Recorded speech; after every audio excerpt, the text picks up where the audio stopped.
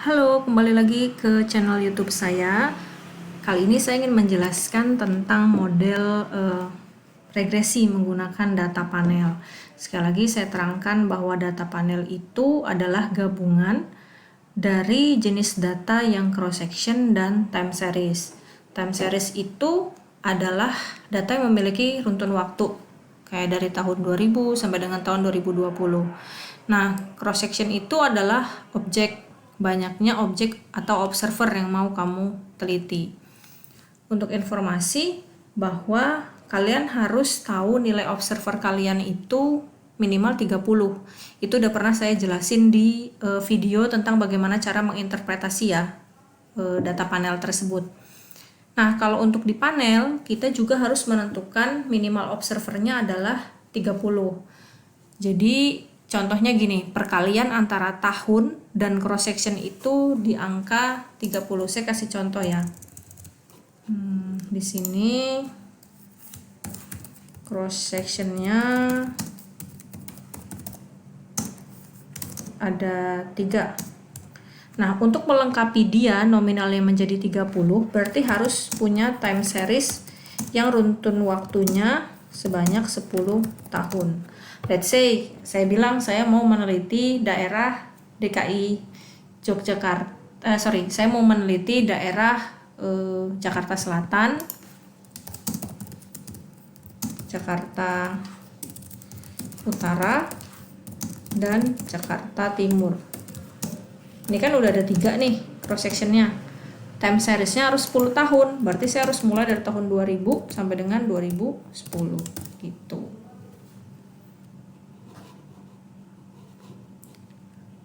Nah, di sini berarti sudah genap dari penggalian 3 dikali 10, hasilnya adalah 30. Nah, ini sudah cocok untuk dilanjutkan ke metode regresi data panel tersebut. Karena tadi sudah pengkalian dari 3 dikali 10. 3 cross section dikali dengan 10 tahun. Nah, begitu juga kalau berubah cross section, ya harus juga berubah time seriesnya atau tahunnya. Intinya ketika dikalikan, mereka ini jumlahnya adalah minimal 30. Ini nilai minimal ya. Begitu. Baik, saya akan lanjutkan lagi tentang meregresi metode dengan regresi data panel.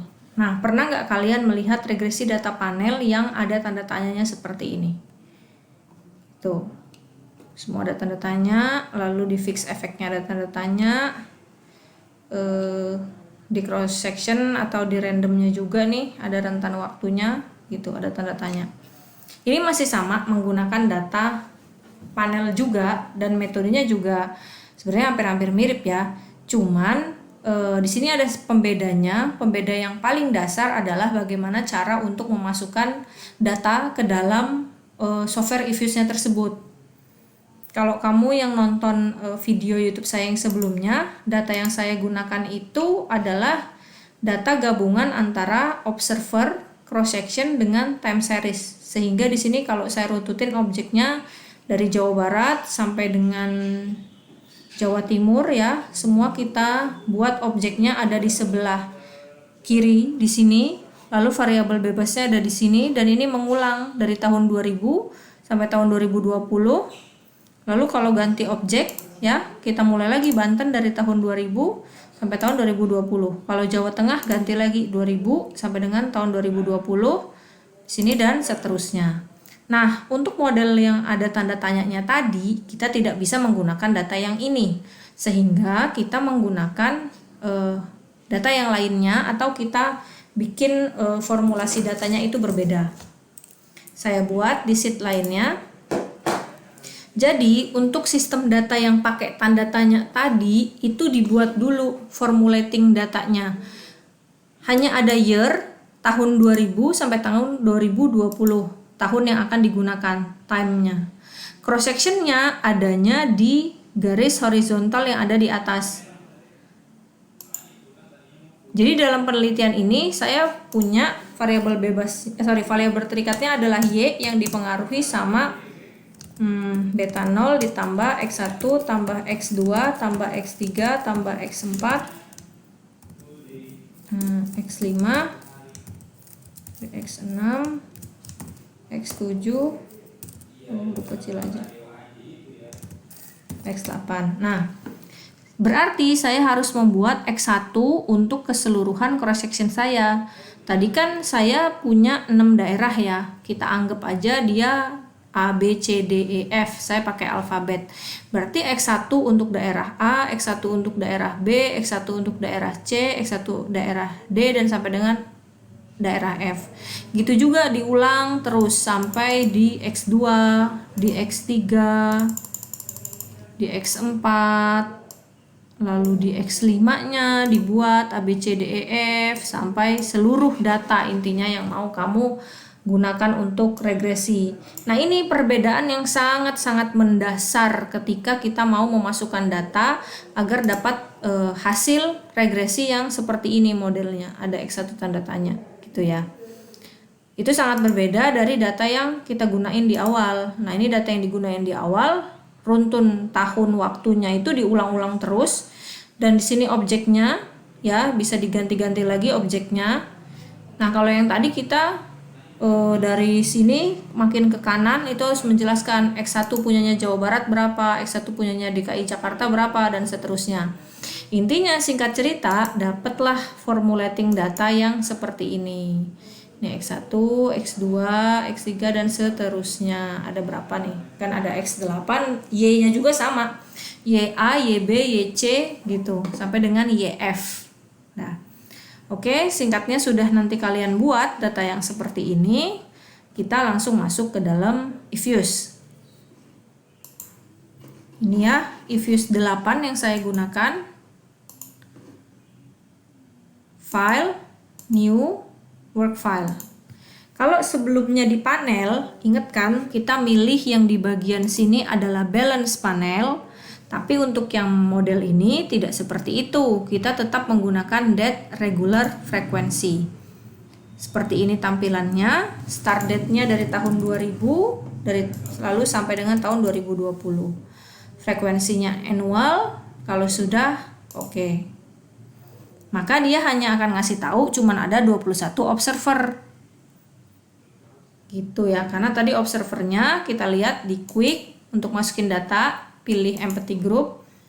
21 observer itu hanya tahunnya saja. Jadi ada 21 tahun penelitian. Nah, selanjutnya kita akan copy paste datanya ya, mulai dari variabel bebasnya ini.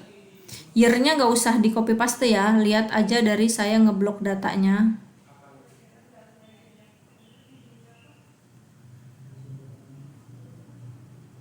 Oke, Ctrl C atau klik kanan, pilih copy. Ingat, year-nya tidak di copy, kita hanya mengcopy dari mulai variabel bebas atau variabel terikatnya saja. Hanya ininya aja, kita Ctrl C, masukin ke dalam Ifuse. Oke, sudah jadi nih seperti ini. Berarti data sudah berhasil dimasukkan. Nah, ketika data sudah berhasil dimasukkan, maka kita akan pergi ke work file yang ini. Ya, kita mau memerintahkan bahwa kita akan meregresi untuk yang pull effect. Caranya adalah ketik objek, pilih new object, lalu pilih yang pull di sini ya, pull, pilih yang pull ini. Nah, name for objeknya diganti jadi panel 1.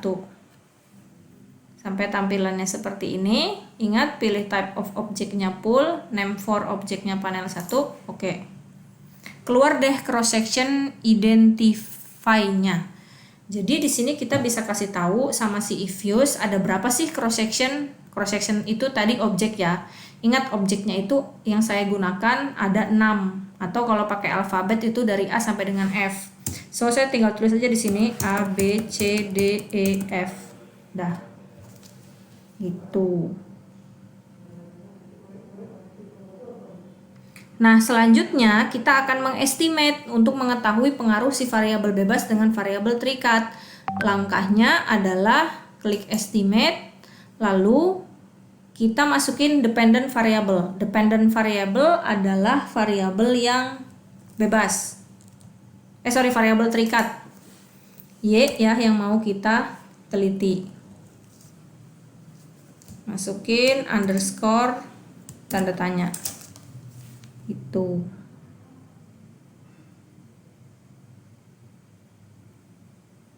Nah, berikutnya kita masukin di common coefficient. Ini adalah variabel bebasnya. X1 underscore tanda tanya, X2 underscore tanda tanya, X3 underscore tanda tanya, X4 underscore tanda tanya, dan seterusnya sampai sebanyak variabel bebas yang Anda gunakan. Kalau sudah, spasi, ketik C. Jangan lupa C-nya selalu ditulis karena C ini akan memberikan perintah kepada if-use untuk memberitahu nilai konstanta dan pemisah antara variabel bebas dan variabel terikat. Kalau udah selesai ya kita okein aja. Maka keluar hasil yang seperti ini. Nah, ini untuk model 1. Masih menggunakan data yang sama seperti yang regresi sebelumnya ya, di tutorial yang ada di video saya sebelumnya. Kita masukin di sini gitu. Bisa dikasih nama. Sini model 1 tadi Y sama dengan beta 0 ditambah X1 tambah X2 X3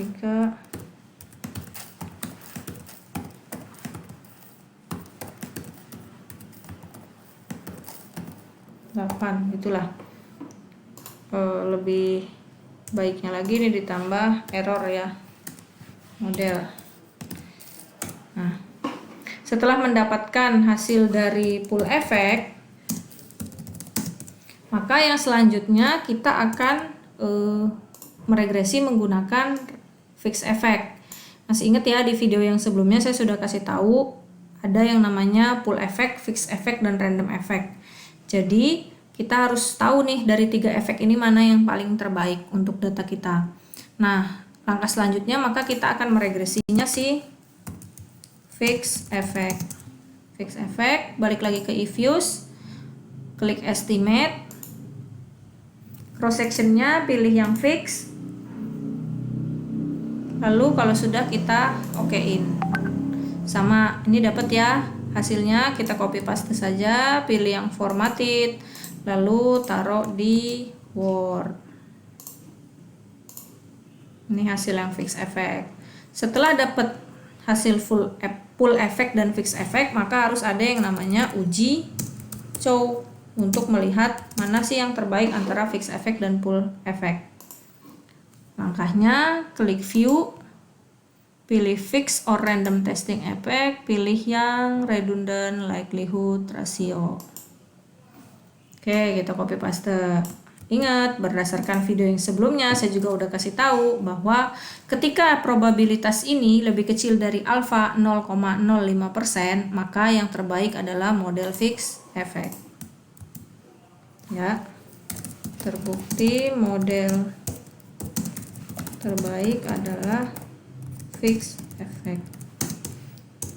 Nah, lanjut lagi kita pakai random effect, yaitu efek yang terakhir. Estimate, pilih random. Dia kasih tahu juga melalui model ini, dimana kan kalau teman-teman aware ya sama video saya yang sebelumnya, datanya itu sama. Dan di data atau di model yang sebelumnya juga ngasih tahu kalau number of cross sectionnya itu lebih besar dari number of coefficient for between estimator. Sehingga pada model ini cross sectionnya nggak bisa random, hanya bisa fixed, periodnya random. But kalau kamu punya data dan kamu mau regresi random, sebenarnya langsung aja ini bentuknya random, ini periodnya non, diokein, dia pasti akan muncul hasil yang seperti ini gitu. Tapi karena berhubung data yang saya gunakan ini tidak bisa, maka ya saya mau tidak mau menggunakan yang fix untuk cross sectionnya dan periodnya random, sehingga dapat hasil yang seperti ini.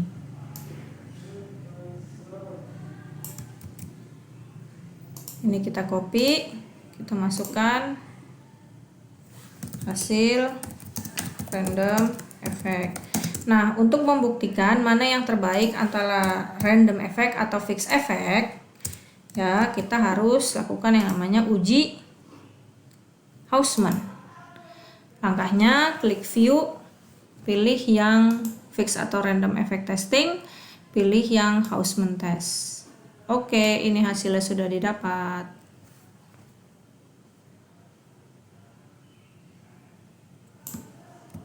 Mau di copy semua tabelnya nggak apa-apa, mau cuman di copy yang atasnya ini aja juga nggak apa-apa. Tapi yang mau kita lihat sih yang paling atasnya ini ya. Gitu.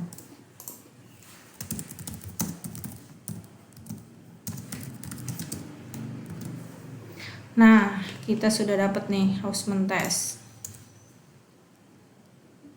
Berdasarkan nilai hasil Hausman test, karena probabilitasnya lebih kecil daripada alfa 0,05, maka model yang terbaik adalah model random effect.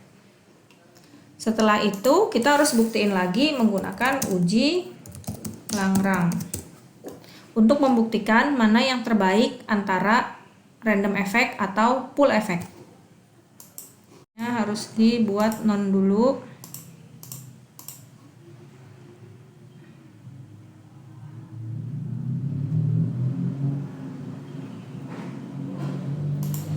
Oke, kan tadi terakhir kita ada di period random ya, saya ulang.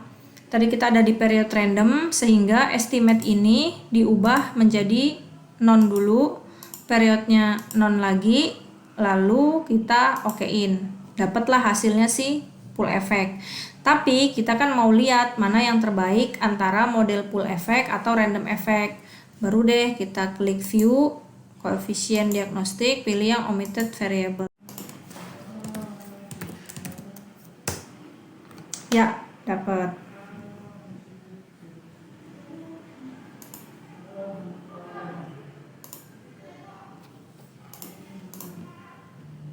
Oke, saya ulang ya. Tes.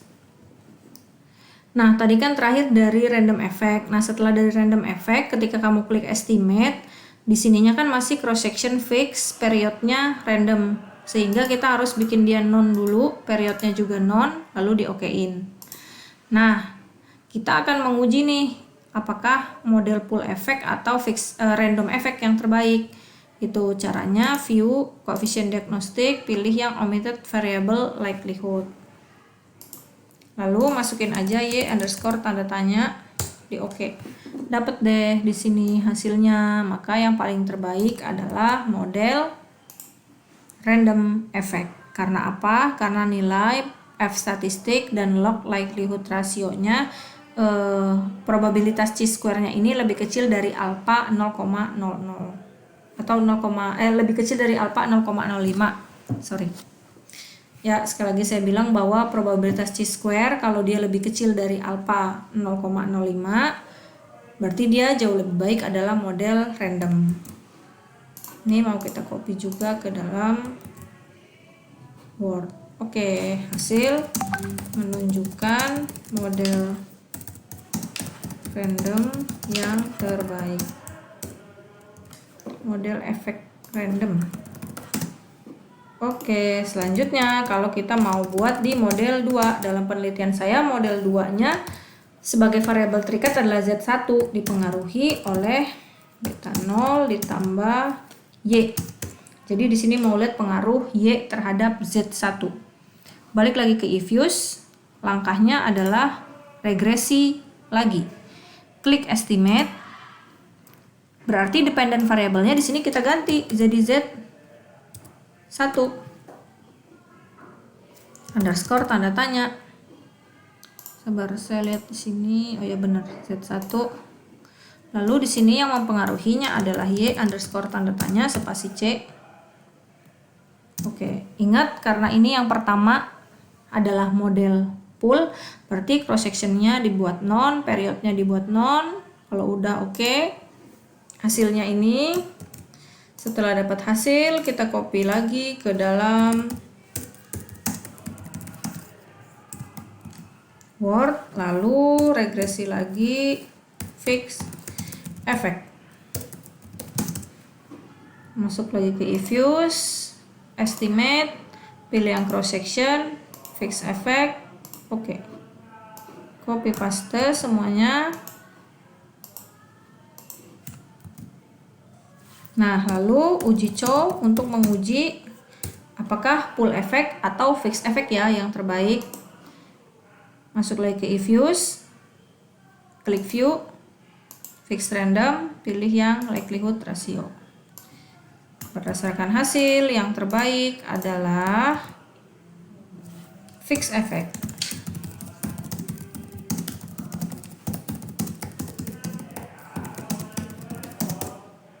Nah, lanjut lagi, kita regresi si random effect. Estimate. Di sininya kita pilih yang random. Nah, ini saya mau coba nih, apakah di model yang kedua harus saya pilih seperti yang model pertama, di mana cross sectionnya fix dan periodnya tadi random. Sekarang saya mau coba fix dan random efeknya, dia di cross section bagian ini kita klik yang random saja. Kalau ini datanya normal, bagus, tidak ada masalah, harusnya dia akan keluar hasilnya. Kita coba ya. Oke. Nah, berarti data ini tidak bermasalah, tidak ada jumlah cross section yang lebih besar daripada koefisien. Berarti bisa kita copy, masukin ke dalam Word. Random effect sudah. Nah, lalu kita lakukan uji Hausman. Di uji Hausman, untuk menentukan mana yang terbaik pull effect atau mana yang terbaik antara random effect dan fixed effect. Langkahnya adalah ketik view, pilih fix random testing, pilih yang Hausman.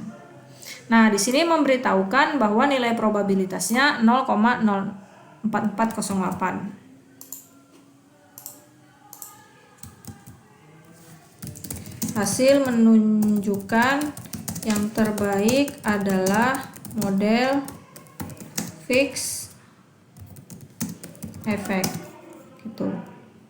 Nah, ketika hasil sudah menunjukkan model fix effect yang terbaik, maka kita tidak akan menguji Langrang. Kenapa? Karena kan sudah berhenti di fix effect. Nah, ini tadi yang hasil yang fix effect. Terbukti bahwa Y berpengaruh terhadap Z1. Kenapa terbukti berpengaruh? Karena nilai probabilitasnya lebih kecil daripada standar kepercayaan alfa 5% atau 0,05. Oke, kita coba lagi di model yang ketiga. Model 3 dalam penelitian saya adalah Z2 dipengaruhi beta 0 ditambah Y. Gitu. Kita coba lagi yang pull effect. Pull effect berarti saya tadi terakhir ada di sini, lalu saya klik estimate. Di sini Z1 berarti saya ganti jadi Z2. Kita coba dulu ya. Di Z2 dependent variable, common effect coefficient-nya adalah variabel bebas di Y, dalam artian Y diduga mempengaruhi Z2. Ingat, cross section-nya mulai lagi dari awal, pilih yang non. Kalau udah seperti ini, maka kita okein. Oke, dapat nih model pool-nya. Kita copy paste lagi ke dalam Word. Lalu di sini ada fix effect. Kita regresi lagi, estimate, cross sectionnya jadi fix effect, enter. Oke, kita Ctrl A, Ctrl C, paste. Untuk menguji mana yang terbaik pull effect atau fix effect, tadi ujinya adalah uji show. Balik lagi ke eViews, view, fix random effect testing, pilih yang likelihood ratio. Oke, hasil menunjukkan bahwa model yang terbaik adalah efek yang terbaik adalah efek fix. Selanjutnya kita uji lagi menggunakan efek random. Semoga tidak bermasalah, kita okein. Oke, bisa. Ctrl C. Taruh lagi di sini hasil random efek. Paste. Lalu uji lagi melalui uji Hausman untuk menguji efek random atau efek fix ya, yang paling terbaik. Klik view, pilih correlate random Hausman test. Nah, yang terbaik di sini adalah efek random. Hasil menunjukkan efek random yang terbaik, maka lanjut ke uji Langrang. Ini kayak model 1 nih teman-teman ya. Berarti kalau dari tadi hasilnya di sini, jangan lupa klik estimate dulu, cross sectionnya dinonkan dulu. Kalau sudah seperti ini kita oke. Lalu baru deh kita uji Langrang dengan cara view coefficient diagnostic, pilih yang omitted variable. Masukin tadi sih variabel bebas, variabel terikatnya Z2 underscore tanda tanya, enter. Nah, berdasarkan omitted variable dapat diketahui bahwa ya, hasil uji Langrang. Nah, di sini hasil menunjukkan diketahui bahwa model terbaik adalah model random gitu. Udah deh, sudah semua ya modelnya, udah saya regresikan langkah-langkahnya dari awal. Jadi sekali lagi nih saya coba ingatkan, dari yang pertama Anda harus meregresi dulu pool efeknya, lalu fix efeknya. Untuk membuktikan mana yang terbaik, Anda menggunakan uji Chow. Setelah ketahuan mana yang terbaik, Anda harus uji lagi menggunakan random effect. Lalu kita tes lagi mana yang terbaik antara random atau fix effect menggunakan yang namanya uji Hausman. Ini dia uji Hausman gitu. Nah, uji Hausman sudah. Kalau yang terbaik adalah model random, maka harus diuji lagi pakai uji Langrang untuk membuktikan apakah random yang terbaik atau si pool effect. Seperti itu. Nah, itu terus berulang. Sebanyak apapun data kalian, ya sebanyak itulah kalian meregresi dan mengulangnya. Dari pool effect, fixed effect, random effect, lalu di uji Chow, uji Hausman, dan uji Langrang. Gitu ya. Semua sudah saya beritahu di channel YouTube saya ini, di video ini. Semoga teman-teman dapat mengambil manfaatnya. Jangan lupa di komen, like, and subscribe. Terima kasih.